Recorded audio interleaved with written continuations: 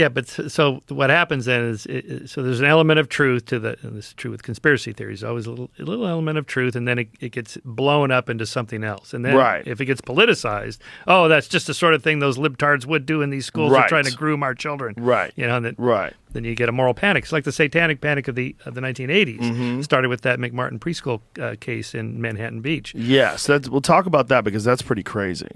Totally crazy. So this was kind of in the time in psychology where Freudianism, sort of unconscious memories of things and so on, were becoming popular.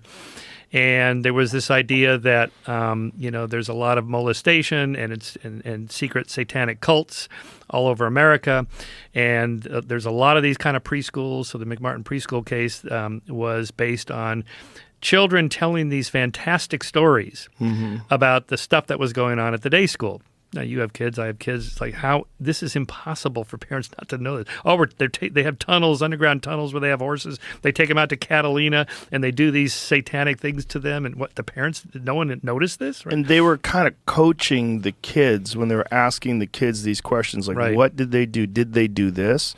And the kids are like, yeah. Remember the anatomically correct dolls? Now, show me where he touched you. Right. And worse, they separate the kids from their parents. The mom's outside. And little kid's scared to death in this room. Yeah. And then he's like, okay, he touched me there. Can I go back to my mommy now? Right. And then this ruined people's lives and careers, and these people were accused of these horrible things that it turns out they did not do. They didn't do. Before the OJ trial, this was the longest and most expensive trial in California history, that McMartin preschool case. But it launched this kind of satanic panic around America. There's one of these cults in every city. And finally, the FBI got involved and said, all right, we better look into this. And they found nothing.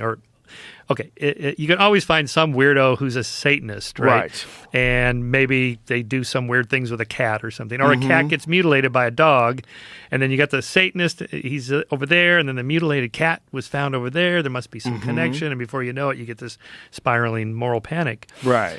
And it was similar to the recovered memory movement in the 90s, that when we started in 92, we started covering this because it was the same kind of thing where these were adult, mostly women, going into therapy for various issues, sleep problems, depression, weight issues, whatever. And the therapists who had bought in all this Freudian stuff that you suppress your memories, and we can get them out as if memory is like a video recording, and you can watch it on the little Cartesian theater of your mind as if there's a little homunculus in there looking at the screen.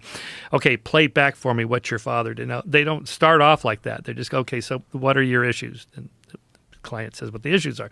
Well, some people that have those symptoms were molested when they were children. Well, no, that didn't happen to me. Well, I know you don't think it happened to you. But in fact, we know about repressed memories that you repress the memory of that trauma because it's so traumatic. Really? Yeah. How do I know? Okay, have you ever had a dream or ever had fleeting thoughts about this, and this? Yeah, I think I might have. So 6 months later, now the person thinks, I think this actually happened to me. Right. And then there's this big moment of confrontation with the father, grandfather, uncle, whoever it is. And, of course, they're just in a state of shock, like this is horrible. And then it got worse where they were actually put on trial for... Yes. And some of these guys were convicted based on nothing other than one of these recovered memories. Yeah, that's a real issue with hypnotic regression, right? You can introduce thoughts into people's minds. That was an issue with John Mack's work. You aware of John Mack? Yeah, yeah. John Mack, who was a psychologist out of Harvard, he wrote a book called Abduction, I believe Abducted. it was. Yeah. Abducted. And it was all about UFO abductees. Right. And it was a similar situation where they were using hypnotic regression.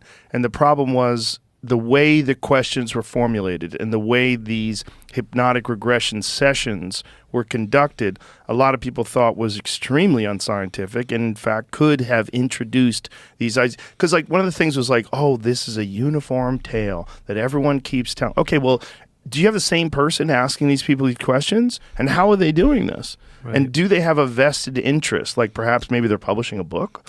Yep. Do they have a vested interest in trying to make this a narrative? And it turns out, that seems to be the case. That they were asking these people these very leading questions and taking them through these hypnotic regression sessions, and they were all convinced that they were abducted by aliens. Yeah, the pioneering researcher on this, Elizabeth Loftus, a psychologist, studies memory.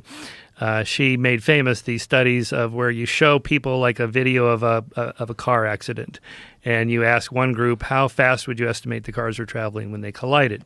The second group, how fast would you estimate the cars were traveling when they smashed into each other? The latter one gets a higher estimated speed. Mm-hmm. Or you show subjects a video, little 30-second video clip of like somebody sitting on a park bench and some guy walks up and grabs her purse and runs off. All right, what color was his hat? Oh, it was a blue hat, it was a baseball hat, it was a knit cap, and so on. The guy wasn't wearing a hat at all. Right, so just asking the question plants in the now the memory is corrupted. Now the person thinks the person had a hat. That's the new memory, right? Right. Her most famous research was on the lost in a mall. So these are adult subjects who had been screened, and they know that when they were children, they were never lost in a mall, right? But they introduced, amongst many things that they were talking about, do you remember the time when you were 5, because your parents told us about this, when you were lost in the mall? Oh, yes. Oh, my God. It was terrible. I was so scared. And then I remember hearing the voice of my mom. And then this guy helped me, and he was wearing this flannel shirt. And he took me to my mommy, and so on. And so they just make up this complete... It never happened. Right. She just made that up on the spot. So we have this little internal storyteller to try to make sense of this chaotic world. And so the moment you get new information, you got to try to fit it somewhere in there. What's the narrative? How does this fit with my life?